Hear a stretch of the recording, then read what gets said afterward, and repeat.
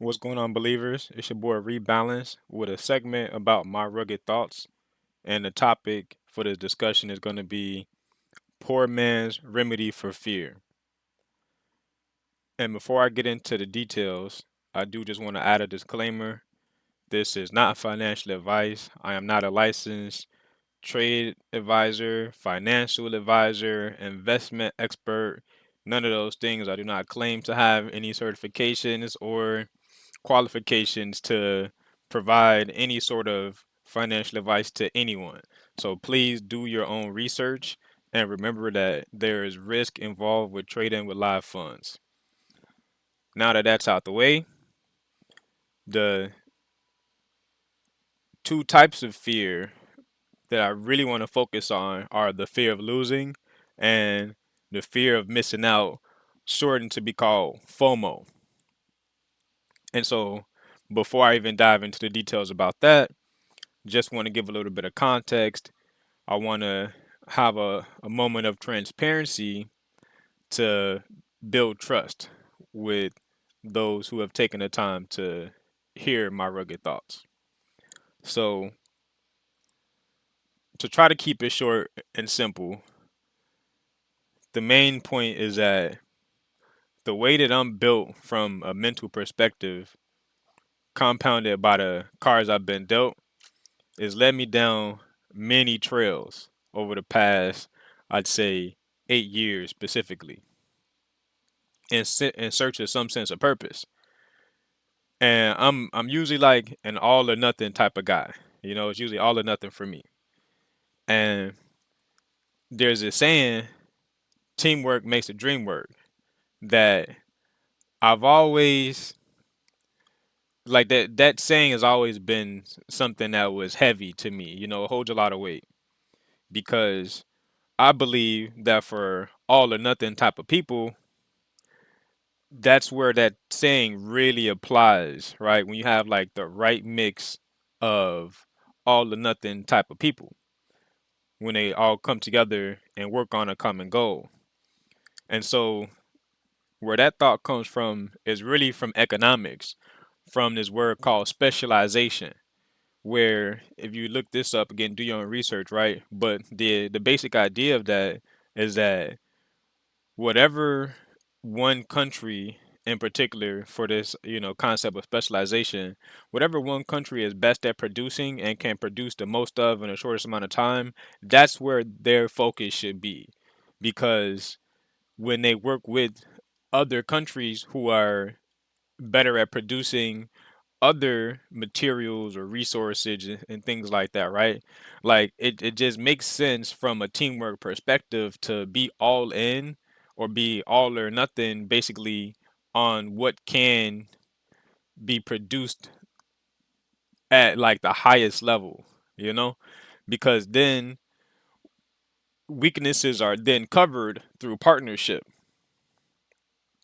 And another reason, as far as like why I've been, ramping up as far as the frequency of releasing content, what my goal is, why am I doing it at all, and it's specifically, just free of charge, right? Like just giving my time, energy, and effort to the public, to my, social network. Like why, right?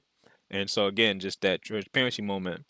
And so my own personal desire with social media has always been to add value based content, right? Like I really care to at least just be a witness, right, of that change that happens, that is growth, right? Progress is the process. Like I just love being a witness to those types of things, and if I can play a small role in that, even better, right? Like just being honest, those types of things make me feel good. And I believe that in this world, 99% of the time, unless we're doing something for money, which doesn't always make us feel good, but getting the money does.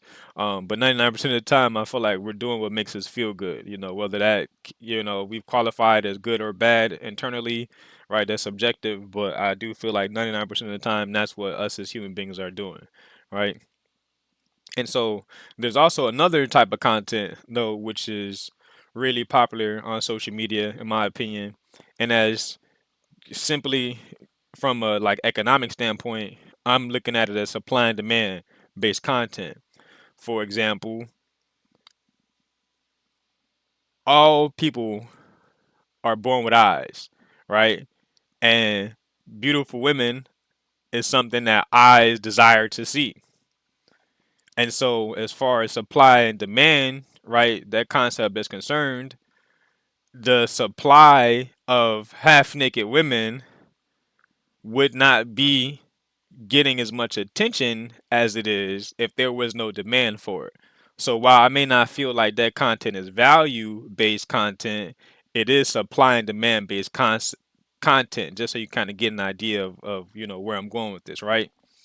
And other supply and demand based content, of course, is entertainment like music, art, things like that, right? Jokes, memes, stand up comedy, all of these types of things. So like there's a wide infinite list of types of content that people can share. My focus has just always been on value based content just because that's who I am and that's what makes me feel good, right? And as far as why give my time, energy, and effort and things like that for free? Well, to be honest, most of this is for me. Most of my videos, just to pull up real quick, the my YouTube channel, most of my videos going back to my first one, and you can see like I've kind of, changed a little bit as far as like how my charts look and things like that. They're just online track record for me to be able to track my own growth and my own development, progress. Right. So like I can go back and I can rewatch and I can see, okay, what was important to me back then. And just understand that as time goes by, each week, each month, as I was learning new concepts, applying them, testing them myself, like it's just a beautiful thing to be able to see where I came from, right? And also to have a track record for anyone who may have their doubts about me, so it won't seem like I came out of nowhere, right? So that there is evidence of just my beginning, if you will, like when I first stepped into the spotlight, and just how I've handled myself over time. Right. And so the second reason is because, again, when it comes to my thoughts about social media, network marketing, if you ever heard what that was like the beginning of me, like, and my desire, that was beginning of my desire to be an entrepreneur. Right. And now a lot of people will look at those types of companies and they were using the term pyramid scheme. Right. And I mean, I had look. Let me just slow down here for a second because I can go off the rails with this one. But I mean, I've had like, and I still have like screenshots of certain things and whatnot that I was going to use once I, had earned six figures through network marketing to like blast all the people that would use that term. But, I've since matured. And I myself personally am not the biggest fan of network marketing companies um, right now, but only because of the fact that marketing in general is just something that a business has to determine, how they're going to do it to be able to get their product service, to the masses, right? The exposure to it. So like no business, no matter how good the product or service is going to have success if they don't market themselves some way, shape, or form. And so I've always just understood like that network marketing, basically word of mouth marketing, it just built in where it's like you can feel inferior to the person who invited you to the opportunity because of the fact that your work brings them money. And although that same token, right, anyone that you introduce would also yield profit for you based off of their work. It's just like this slave mentality, in my opinion, that would have someone say, "Hey, I'd rather go and work for a boss who makes money off of me and my productivity anyways, and there's never any way for me to get a raise or increase by doing more work." Like that, these were the things that I was thinking about. Again, you can see I'm already like kind of a little bit going off the rails here. I don't want to get off topic. But just network marketing was my beginning of thinking from an entrepreneur standpoint. And so as far as social media was concerned, I always knew that it would be opportunity for me to get exposure because I believe nowadays attention is currency. You know, like think about a professional athlete and their endorsements and sponsorships and stuff like that, right? Like they're already making millions in their, day job, if you will, right? Their profession, but then also just off the fact that they have people who know who they are, they're able to make other sources of income just by sponsoring a certain product or service, wearing a certain, item, or promoting a certain service, right? And being in commercials and things like that. So it's like, just as far as legacy is concerned, why wouldn't I want to take advantage of a potential opportunity to, have another source of income? And that's where it comes into mentioning some of the guys who I've learned from who've given me the inspiration to continue to work hard and to even be able to get to where I'm at without quitting, right? Guys like a Q Banks, guys like ICT, Inner Circle Trader, right? Guys like Tate Pips, these guys are people that I look up to, who I've learned things about the charts from, who at one point or another offered services like courses or mentorships or live trading or signals, right, to individuals to have another source of income for themselves, but also to add value to those people. Like I'm not the type of person that likes to get over on people. That was, I feel like, another part of the reason why when I would reach out to people about a network marketing company, for them to, think of me as someone that was trying to scam them or take advantage of them, it's like I'm not even like that. If you spend 20 minutes, 30 minutes with me, I feel like you'll be able to know that about me if we're having a conversation. If you got like a good, people radar, right? But that's just me, right? Maybe that's just my ego or whatever. But I just never understood, why someone would think that I would be trying to scam them if they knew anything about me at all. But I want to make sure, like I said, just to reiterate and then to move on, that I'm establishing a track record of what I can do and to leave no doubt, right? That for those who are supposed to hear my message, right, that they receive it well, there's no confusion, and that, it can be a win-win at the end of the day. Because while, yes, I enjoy, you know, obviously I enjoy at this point releasing videos because I wouldn't do it. And I also enjoy just adding value, making connections, things like that. So it's ultimately a win-win that I'm aiming for here, right? Where I can do the things that make me feel good, but then I can also later on down the line, once it's established that that is real value in what I'm doing, that I can also have me a separate, source of income established that'll just continue to add to, the legacy that I'm trying to leave behind, right? And so just to, get that all out the way, moving on to fear of losing and fear of missing out, right? Poor man's remedy for fear. So the first thing, as far as that fear of losing, right? So I do just want to mention, now this is the desktop app for TradingView, but they do have a website.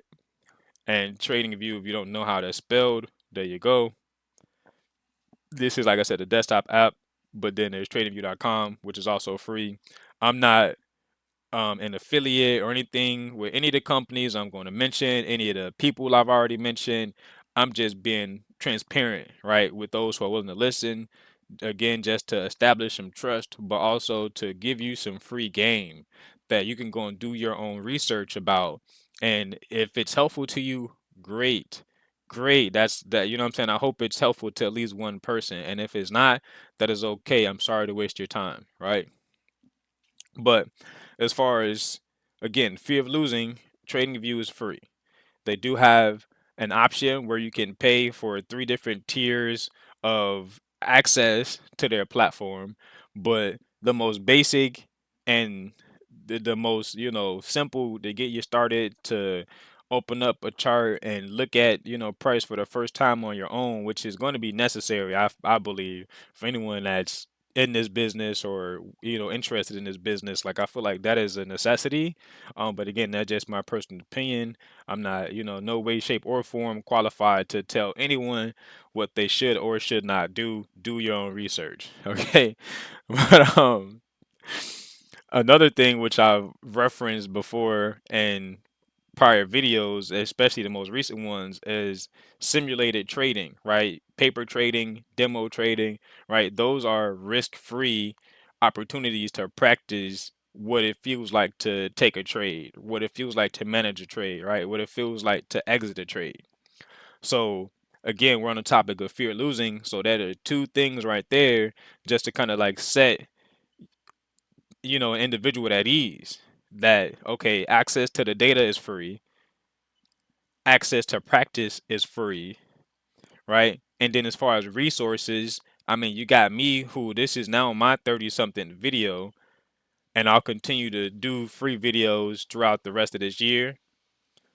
There's my mentor, Inner Circle Trader, who has a channel with hundreds of free videos where I learned, I'd say 95% of the things that I use on like my chart, I learned from him, from free shit from his YouTube channel, right?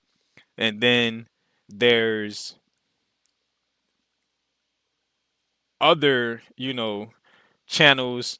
I don't really, again, like my 90, like I just said, 95% of, what I use is from Inner Circle Trader. So like I'm biased, right? Like my opinion is that there's really no need for any other content. Um, but like there are other people who are out here that also share similar, thoughts as me, as far as like it makes them happy to add value to other people, right? And so like you taking advantage of those free resources, all it costs as far as like what's not free about them is time, energy, and effort, right? So like those are the things that are to be paid, but not getting paid, right? So we're used to putting time, energy, and effort in, and then getting paid for it in the sense of a job, which is how most of the world, makes their money. There's no knock on that. I have had plenty of jobs. I've worked multiple jobs at the same time, you know, and my biggest thing is that since I was introduced to this idea of entrepreneurship and business and things like that, it's like I've been trying to find my way into a more flexible situation. Whereas, like, I'm not afraid of doing work, but I want to make sure that the work that I'm doing is going to benefit me and my last name more than it's going to benefit somebody else and their last name. And that's just, again, that's just me. Like I said, I'm built different from like a mental perspective, especially compounded by the cards that I've been dealt. And so, moving along, um to this fear of missing out, and it kind of meshes as well with the fear of losing.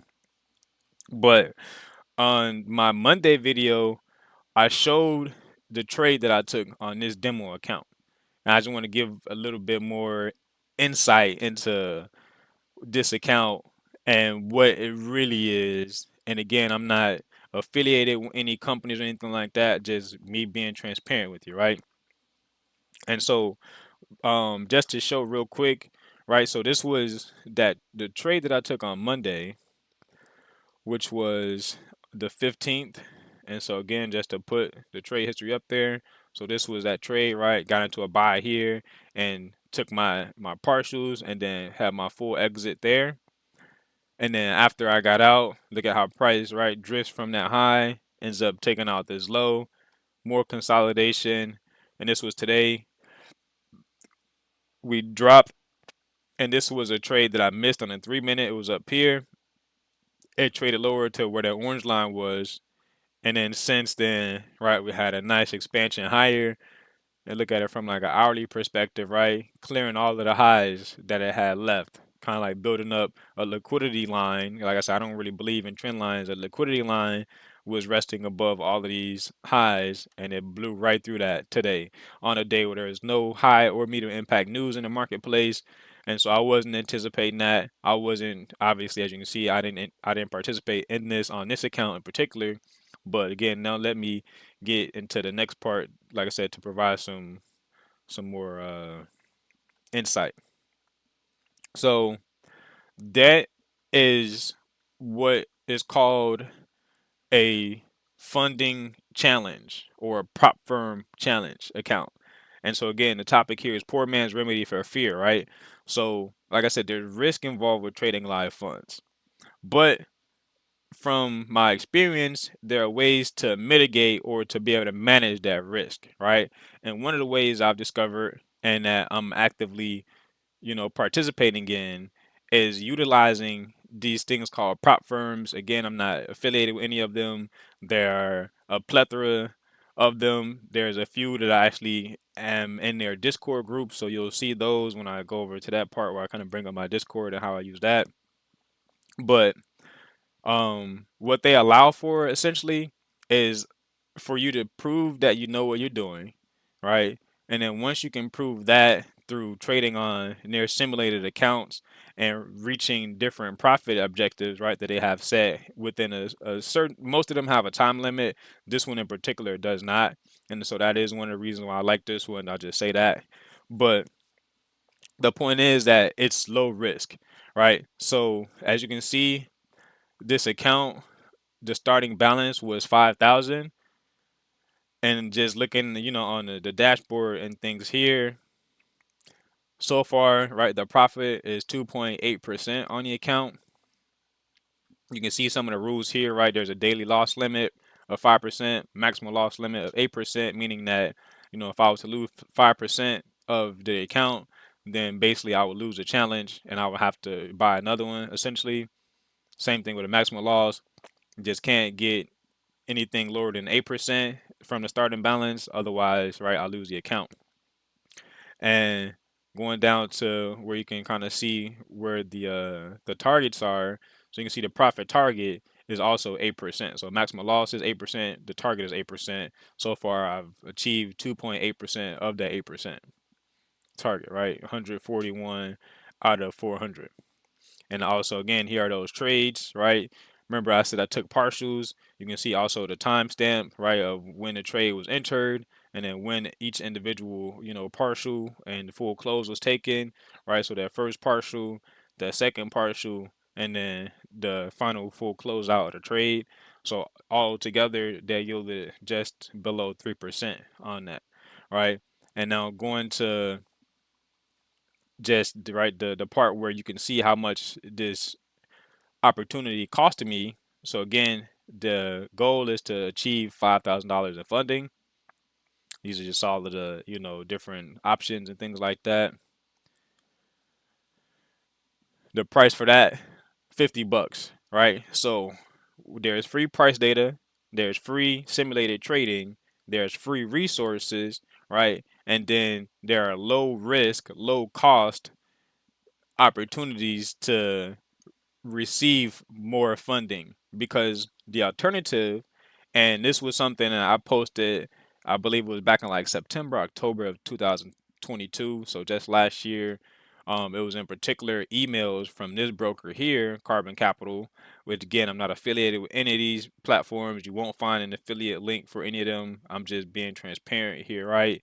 But so I've had a lot of time spent with this broker since the summer of last year, and it was in the fall of last year where I was having a lot of success in trading, and I was actually live trading in my own funds, and I was taking withdrawals out like every week, sometimes multiple times a week, just because of the fact that a broker like this, the minimum deposit was $25. So another like low risk opportunity to be able to multiply, income. But they've since increased it to 250, but still low risk in, comparison to some of the some of like the numbers that I've heard of, that people have lost in this business, upwards of 5 to 6 figures, some people even into the millions.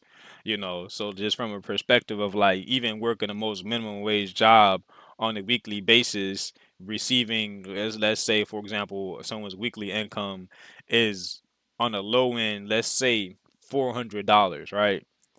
Now, even someone that's making $400, if they're, managing their finances accordingly, should be able to, put some of that to the side to invest in themselves, right? To be able to eventually increase what that weekly income is, not just relying just on the job to do that. Because I think that by now we should know that that's not gonna fucking happen. No job is gonna save you. But so the prices, right, and the minimum deposits so far, as I've discussed, are relatively low cost. Now, yes, I know $50 to $250 for some people could be life or death. And so, just no offense, but I'm not talking to those people, I guess, right? Because sacrifices must be made, in my opinion. There's no way around it. No matter where someone starts, I believe that sacrifices have to be made in some area or another. Otherwise, how can we expect to have things that are worth it, right? That we truly, really, from the bottom of our heart desire. How can we expect those things if we haven't made the sacrifices to at least deserve it? And that's just, again, my opinion. And so that was just like a little segment, right? As far as going through some of the lower risk options. And now getting back to this dashboard really quick, I also want to just note the percentage, right? Look at how the focus here is on percentages. And so when I first got started with this business, I was caught up in thinking about the dollar amounts because I had done nothing where percentages were of importance or of a significance enough for me to actually think from a percentage, viewpoint. Now in this business, I'm trying to shift my mentality to percentages rather than dollar amounts because what I showed you was a price for a $5,000 account. Again, do your own research. When I get into the Discord part again, you'll see other companies you can look up yourself and look at the different rules and costs and things like that, and targets that they have set for you.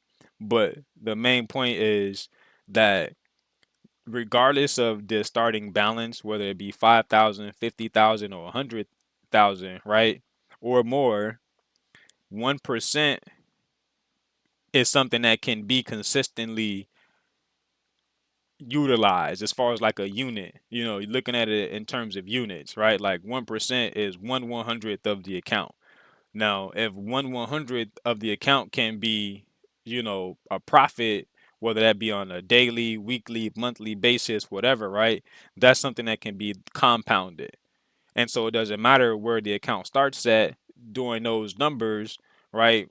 Compounding by 1% or whatever percent on a certain time, basis will at the end of the day bring the possibility to be able to double, triple, quadruple an account. Not saying that those things are going to happen overnight. Again, I'm trying to be very transparent and realistic here, right? That 1% can be either a daily thing, it can be a weekly thing. For some people, even on a monthly basis, that would be amazing, right? It just all depends on what the starting balance is.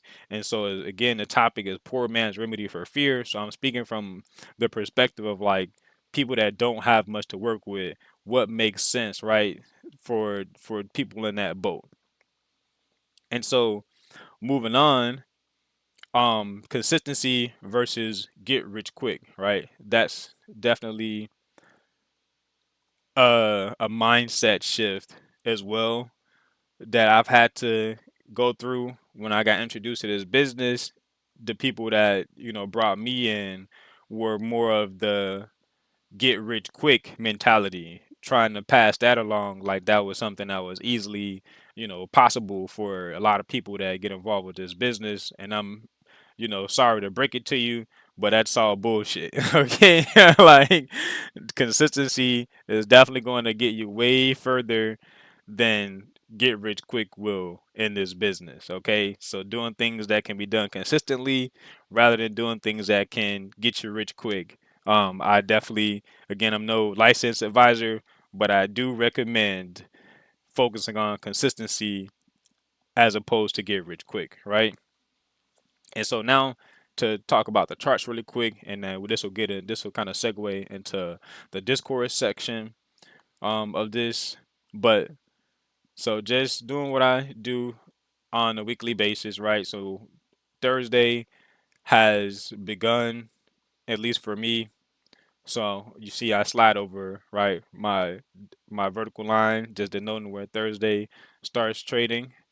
And so what I'm really focused on here is that fear of missing out portion, right? So my mentor, ICT, has a saying every week, every day, and it won't stop. And what he's talking about is just how price moves every week, every day, and it don't stop.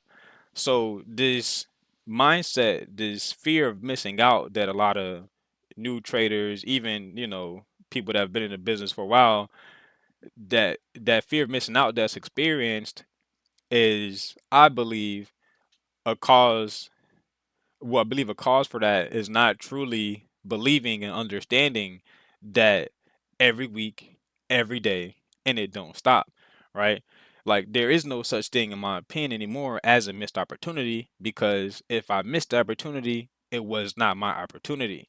But if I'm prepared for the next one that comes up, that one can possibly be mine, right? And there's going to be opportunities every week, every day, and it don't stop, right? And so this is just this week. If you're familiar with my videos, you know that yellow lines marking up the weekly opening. Obviously, the vertical lines are gonna, represent each of the days. And so today, again, like I said, is now Thursday's trading beginning. And so far for the week, right, we've had action. Looking over here on the right as well on the daily chart, you see every other day prior to these days, we've had action, right? We've got down candles, we've got up candles, right? Again, I'm looking at it from a liquidity perspective. There are people that look at it a little bit differently. Shout out to all the believers, regardless. But if you're, listening to this, if you're a student of ICTs, right, um, we're gonna look at it from a liquidity standpoint. And so while my outlook has been for lower dollar and higher, indices prices, right? So this is the dollar chart here. I'll go down to the E-mini S&P. There's been a lot of sideways movement basically on the daily chart, but what we're seeing from just yesterday, right, is basically both were trading higher. So, right, dollar higher for so far for the week, right? But also, we see for this week, E-mini S&P is higher. And so typically, I'm looking for them to do the opposite of each other. But a question I want to ask you is, well, why would they all be trading the same way? If I'm always looking for them to be trading the opposite way. And my answer to that question is, well, liquidity, right? Meaning that if at the end of the day, the market is being priced to levels where it can engage liquidity, then if that's above the market price on both the dollar and the indices, then best believe that both are going to go higher for that liquidity. But what I'm watching at those particular moments is how is the market, well, how is price responding at those levels, and then I'm using the short term, right, lower time frame concepts than to be able to formulate a trade within a short, like a short term basis on those smaller time frames, reaching for just very easy bread and butter type of targets, right? Things that are like very obvious, very like, can't be missed type of thing. It's kind of like when I'm setting up for my New York session model, those pools of buy side and sell side liquidity that I'm annotating, those are the most obvious that can be seen, right? And it's just keeping it simple from that standpoint. Like for example, today as well, I wasn't in this buy, so just going to the E-mini S&P really quick. From the video I released, from the morning yesterday, like I was looking for this sell here, and I missed my entry on the 3 minute. And when it came down here and it started to reverse, right? I ended the recording on one of these two candles here, and I was done with the charts. I left. So all of this that happened after that, like of course I was, here and there checking in and see what the market was doing. And so I was noticing that hey, it was pushing, and that buy side that I've been looking forward to reach, Nasdaq in particular. So let me go over there to the Nasdaq chart. In my outlook for Nasdaq, I've been calling out this 13,546 and three quarters level, as well as this level up here, 13,687 and three quarters. I've been calling that level out for weeks now. But because the market was essentially, in my opinion, right, from a liquidity standpoint, engineering liquidity on all of these charts. Let me go over here and go to the daily, right, which I had showed before how on the daily, this shaded box is the April high to low range. So we've pretty much just been consolidating within that range. On S&P, we took out the high, we took out the low, and then look at the consolidation in the middle of it, right? Look at the dollar chart. We just now traded above April's high, yesterday. Look at Nasdaq. Nasdaq has been the leader. It's just been continually the push. Well, it's been continually pushing higher, but ultimately it still was consolidating. It just never took out April's low yet. It took out the high, retraced, took out the high, right, retraced, took out the high, retested it, and then we finally, were able to go and reach those higher objectives that we were looking for. Dow Jones, right, been showing weakness, consolidation still, but definitely showing weakness, right? So, not the easiest market conditions. Of course, just looking at it from the viewpoint of the economic calendar, right? I like to look at it like a TV guide. So, again, from that standpoint of every week, every day, and it don't stop, right?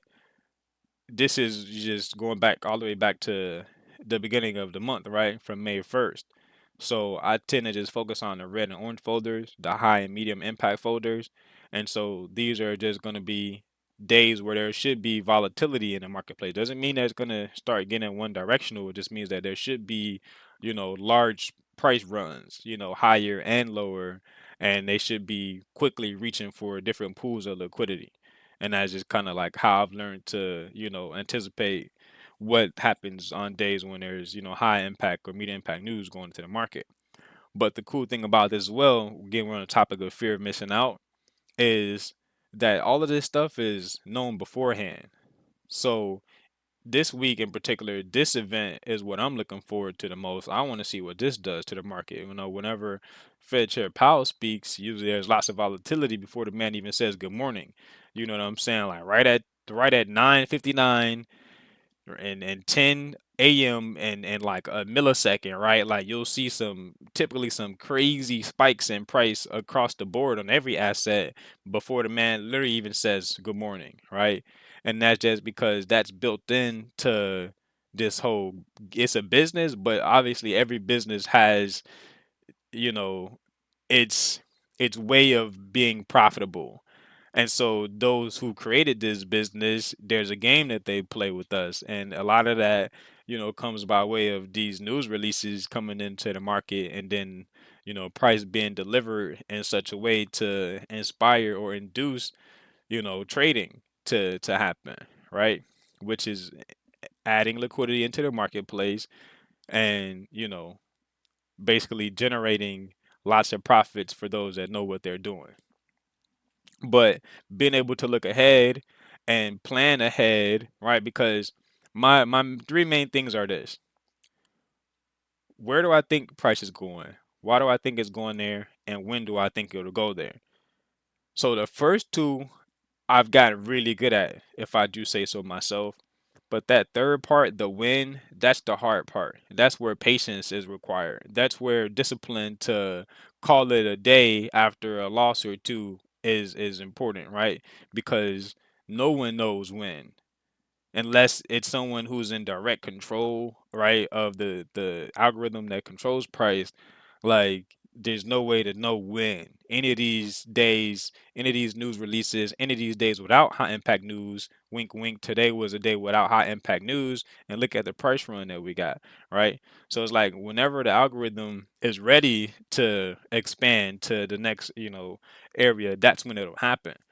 And so that's the hardest part, is being able to really anticipate the exact when, but having some sort of idea using the economic calendar, looking ahead, planning for, these different releases coming out, that'll aid in just making that a little bit more, tolerable, right? The not being able to know when, just being able to, have certain rules that are set, follow those rules, and it is what it is. There's no reason to have, like I said, a fear of missing out. If an opportunity was missed, then it wasn't my opportunity. And so another thing I want to talk about real quick is money isn't everything, right? One of my new favorite songs, Financial Freedom by Larry June. Shout out to that man there. But money not everything, but we kind of need it though, right? Nobody can deny that. We go to school. Our parents tell us go to school because it'll help us get a better job. What does a better job do? Usually pay you more money, right? And so we, 99% of us have had jobs, work jobs, right? So it's like, if money wasn't so important, why do we spend so much time giving time, energy, and effort for it on a weekly basis? And so again, these are just me being real. These are my thoughts. It's how I feel about it. And so getting money comes from doing income producing activities, or IPAs, right? And so with the internet, the amount of IPAs that exist that can be created, wink wink, are at this point unlimited in my opinion. The sky is the limit, really. There is no limit. But again, getting money comes from doing income producing activities. I do not believe that we are our income producing activities. I believe they're just an extension of us. And so the last thing I want to talk about is how we are not the same. And just what I mean by that is, like, everybody's unique. That saying one man's trash is another man's treasure here is really going to, help to explain this. But I believe that we should all live our life to the fullest. What the fullest means for for an individual is going to vary, right? And so I'm not someone who wants to be remembered as, oh, all that dude cared about was money. I kind of at the beginning of this already have been open and transparent about who I am, why, what I'm saying, some of the reasons why I think how I think and things like that, right?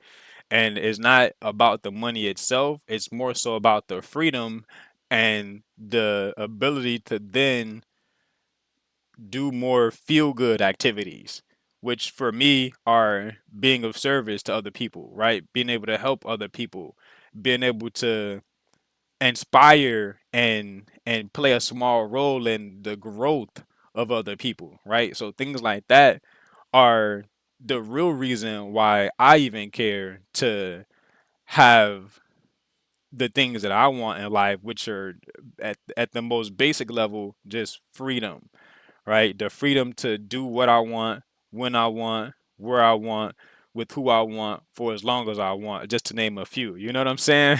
but that's just me. I feel like I'll be the happiest and I'll be able to do the most feel good activities when I reach that reality in my own life. And I know that it's possible. I've seen many examples of people that have done that. And so I'm just following in their footsteps, and hopefully someone somewhere finds some value in all of this. I know sometimes I can, ramble, but the biggest thing is that I wanted to, provide some sort of a relief to anyone who may be in a position where, there's existing fear that maybe someone else's perspective, right, that is possibly relatable can help to, maybe fight some of that fear off, right? And so, with that being said, shout out to believers, and I'll catch y'all on the next one. Peace.